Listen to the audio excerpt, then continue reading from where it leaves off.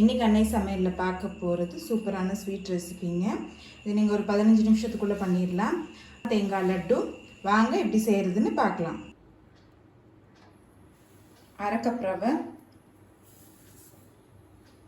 ரவையை நல்லா வறுத்துக்கலாங்க. ஸ்லோலே வச்சு கலர் மாறாத மாதிரி வறுத்துக்கோங்க. ரவை நீங்கள் விருப்பப்பட்டால் சேர்த்துக்கலாங்க. ரவை சேர்க்கறதுனால கொஞ்சம் டேஸ்ட் இருக்கும், அதனால தான் ரவை சேர்க்குறேன். அடுத்தது 2 கப் தேங்காய் துருவல் சேர்த்துக்கலாம்.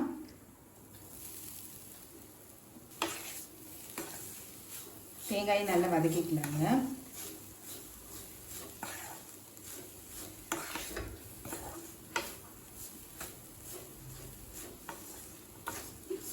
அதில் நெய்யிலே வதக்கிட்டிங்கன்னா டேஸ்ட் ரொம்ப நல்லாயிருக்கும். தேங்காயும் ரவையும் நல்லா வறுத்தாச்சுங்க. இப்போ இதை எடுத்து தனியாக வச்சுக்கலாம். இப்போ 1/2 கப் பால் சேர்த்துக்கலாங்க.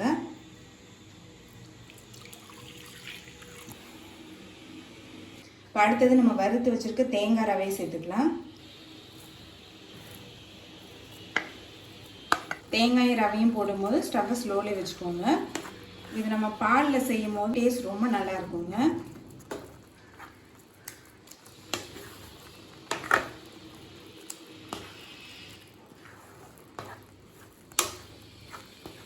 ரவையும் தேங்காயும் நல்லா சாஃப்ட் ஆகிற வரைக்கும் கிளறிக்கலாங்க.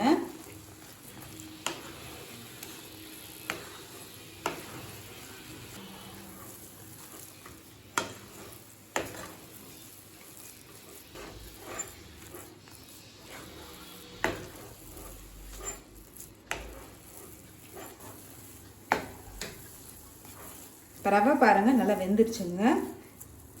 இப்போ அடுத்தது 2 கப் சர்க்கரை சேர்த்துக்கலாம். 1 டேபிள் ஸ்பூன் நெய்,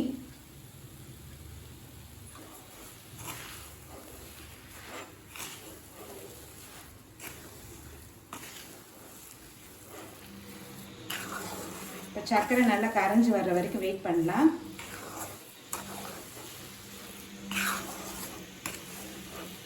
நல்லா கட்டி இல்லாமல் கலரிக்கிட்டே இருங்க. சர்க்கரை பாருங்கள் கொஞ்சம் கொஞ்சமாக கரைஞ்சிக்கிட்டே வருது.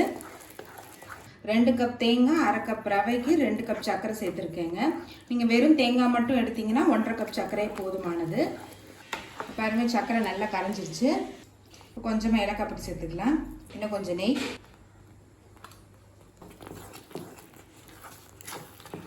நல்லா கடாயில் ஒட்டாமல் வருங்க. அதான் கரெக்டான கன்சிஸ்டன்சி.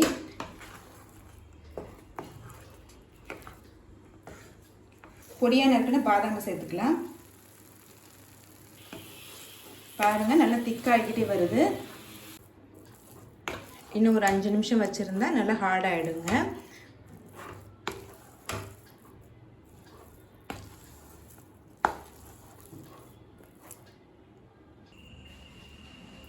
இப்போ உருண்டையாக உருட்டியாச்சுங்க.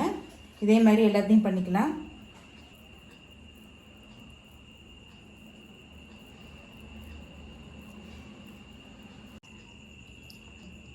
இப்போ சுவையான ரவா தேங்காய் லட்டு ரெடி ஆகிடுச்சுங்க. ரெசிபியை ட்ரை பண்ணி பாருங்கள், கண்டிப்பாக உங்களுக்கே பிடிக்கும். ரெசிபி பிடிச்சிருந்ததுன்னா வீடியோவை லைக் பண்ணுங்கள், கமெண்ட் பண்ணுங்கள், ஷேர் பண்ணுங்கள். இது வரைக்கும் அன்னை சமையல் சேனலை சப்ஸ்கிரைப் பண்ணலன்னா சப்ஸ்கிரைப் பண்ணுங்கள். தேங்க்யூ.